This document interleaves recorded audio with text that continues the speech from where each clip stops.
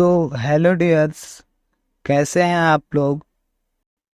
तो बच्चों, हम इस वीडियो में पढ़ेंगे क्लास 7th के इंग्लिश का chapter number 7, the responsible king.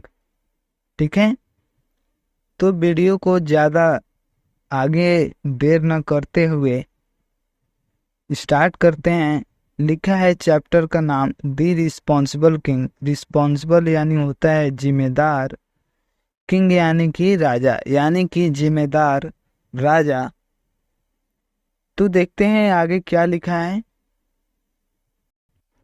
Once upon A time यानी कि होता है एक समय की बात है।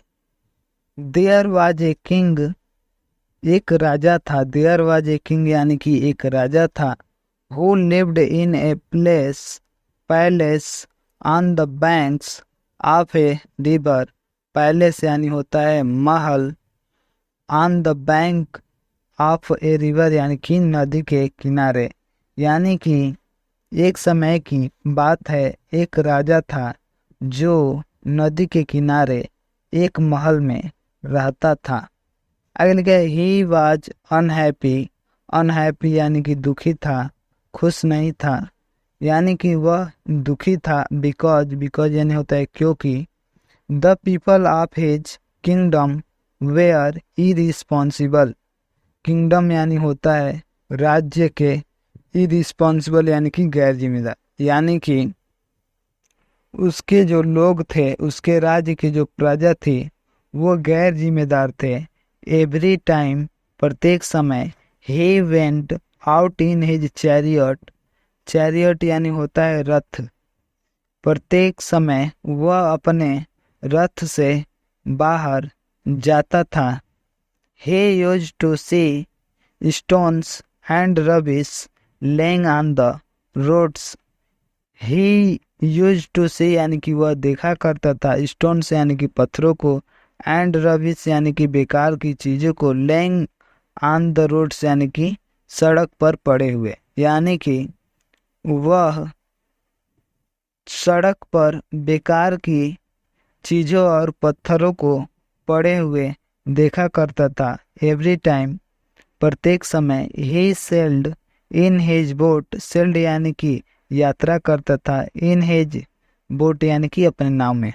प्रत्येक समय वह अपने नाव में यात्रा करता था। He found the river very dirty. Found यानी कि पाया, रिवर यानी कि नदी को, वेरी डर्टी यानी कि बहुत गंदा। यानी कि वह अपने नदी को बहुत गंदा पाया। अलास, बड़े दुख के साथ आहे भरते हुए, why are my people so irresponsible. Why are my people so irresponsible यानी कि मेरी प्रजा, मेरे लोग इतने गैर जिम्मेदार क्यों हैं। ही मोन्ड, वह स्तब्ध होकर के सोचा। वाई डू दे मोन्ड यानी होता है स्तब्ध होकर के।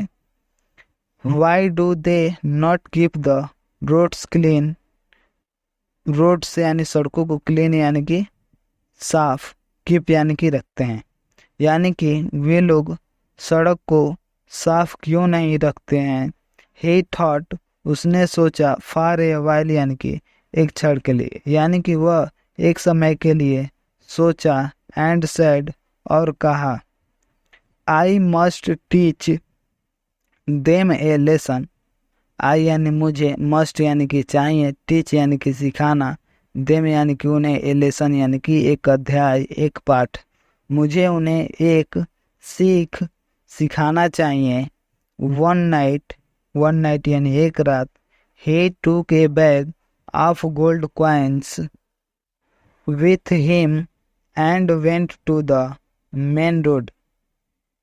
ही टूक ए बैग यानी कि वह एक बैग ले गया, ऑफ गोल्ड कॉइन्स यानी कि सोने के सिक्कों का, विथ हिम यानी कि अपने साथ, and went to the main road और मुख्य सड़क पर, मेन सड़क पर गया। यानी कि एक रात वह मेन सड़क पर, मुख्य सड़क पर एक सोने के सिक्के के बैग के साथ गया।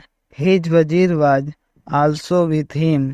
वजीर यानी मंत्री होता है, यानी कि उसका मंत्री भी उसके साथ था। He saw a pit in the middle of the road. Pit यानी होता है गड्ढा, मिडल ऑफ द रोड यानी कि सड़क के बीच में, यानी कि वह सड़क के बीच में एक गड्ढा देखे।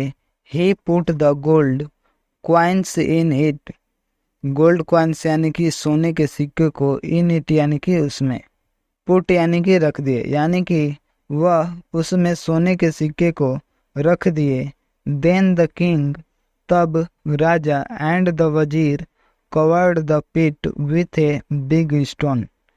कवर्ड यानी कि ढक देते हैं, द पिट यानी कि गड्ढे को, विथ ए बिग स्टोन यानी कि एक बड़े से पत्थर से, यानी कि तब राजा और वजीर गड्ढे को एक बड़े से पत्थर से ढक देते हैं। नेक्स्ट डे, अगले दिन, a man came along the road in his cart which was full of coal. Next day यानी अगले दिन, ए मैन केम यानी कि एक आदमी आया, एलोंग द रोड यानी कि उसी रास्ते से, इन हिज कार्ट यानी कि अपनी गाड़ी में, विच यानी कि जो, वाज फुल ऑफ कोल यानी कि जो कोयले से भरा हुआ था। यानी कि अगले दिन एक आदमी उसी रास्ते से अपने गाड़ी से आया जो कोयले से भरा हुआ था। ही सा the big stones in the middle of the road. सा यानी कि देखा, बिग स्टोन्स यानी कि बड़े पत्थर को, मिडल ऑफ द रोड यानी कि सड़क के बीच में, यानी कि उसने सड़क के बीच में बड़े से पत्थर को देखा। बट किंतु, he was not worried about it. Word यानी कि चिंतित, अबाउट इट यानी कि इसके बारे में, किंतु वह इसके बारे में चिंतित नहीं हुआ। He drove his cart round the stones. Drove यानी कि लेकर चला गया, हिज कार्ट यानी अपनी गाड़ी को, राउंड द स्टोन्स यानी कि पत्थर के दूसरे साइड से, बगल से, यानी कि वह अपने गाड़ी को पत्थर के दूसरे तरफ से लेकर के चला गया। देन एन अदर मैन, तब दूसरा आदमी, came along with a flock of sheep and goats. Flock of sheep यानी कि भेड़ियों का झुंड, और गोट्स यानी बकरी, यानी कि बकरी और भेड़ों के झुंड के साथ उसी रास्ते से आया।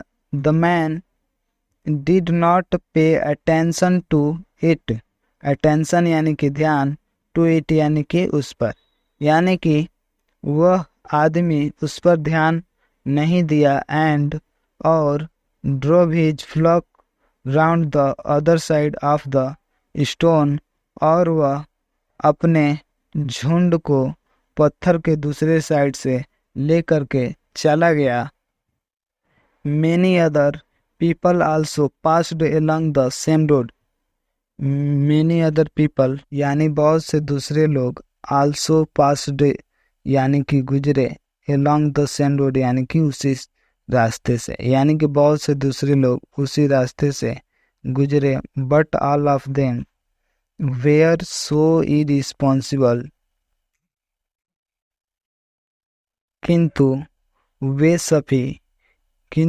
सभी काफी गैर जिम्मेदार थे। डैट कि they did not bother to remove the stone. Bother यानी प्रयास करना, टू रिमूव यानी कि हटाने का, स्टोन यानी कि पत्थर को, यानी कि वे लोग पत्थर को हटाने का भी प्रयास नहीं किए। फाइनली, अंत में, the king, Raja, called all the people of his kingdom and said.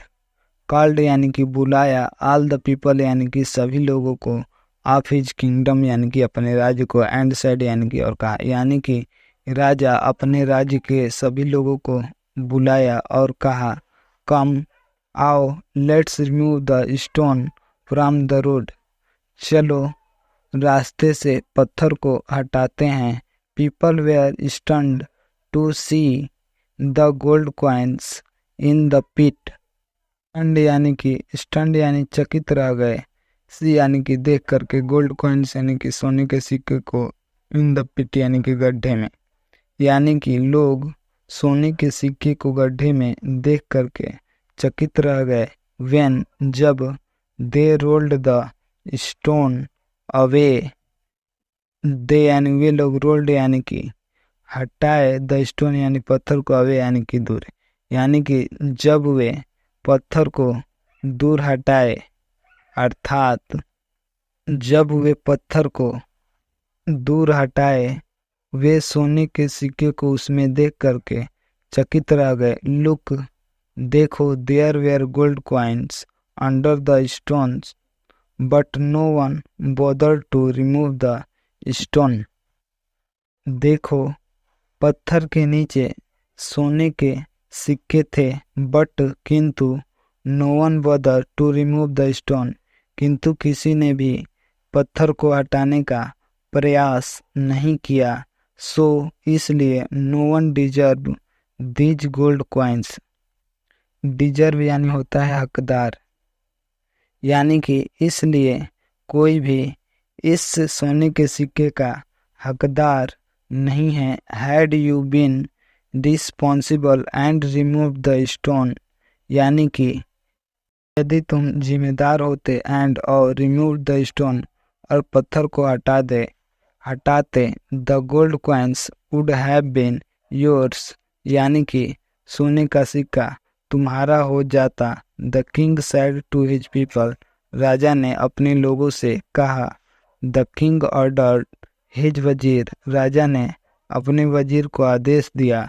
Take the gold coins to my place, यानी कि सोने के सिक्के को मेरे महल में ले चलो। After hearing this the people, ऐसा सुनते हुए या ऐसा सुनने के बाद, दिस पीपल फेल्ट असेम्ड, यानी कि लोगों ने असेम्ड यानी कि शर्मिंदगी महसूस किया, यानी कि ऐसा सुनने के बाद लोगों ने शर्मिंदगी महसूस किया। एंड और sorry to and promise to be responsible citizens, and sorry to यानी कि क्षमा मांगे, सॉरी कहे राजा से, एंड और promise to be responsible citizen, और जिम्मेदार नागरिक बनने का या होने का वादा किए।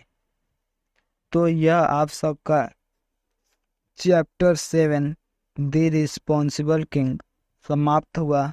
वीडियो में अगर कहीं भी दिक्कत हो तो आप हमें कमेंट कर सकते हैं, हम आपके कमेंट का जवाब देने का कोशिश ज़रूर करेंगे। वीडियो अगर अच्छे लगे तो वीडियो को लाइक ज़रूर कीजिएगा। चैनल पर नए आए होंगे तो चैनल को सब्सक्राइब भी कर लीजिएगा। मिलते हैं नए वीडियो में नए टॉपिक के साथ। ठीक है, धन्यवाद।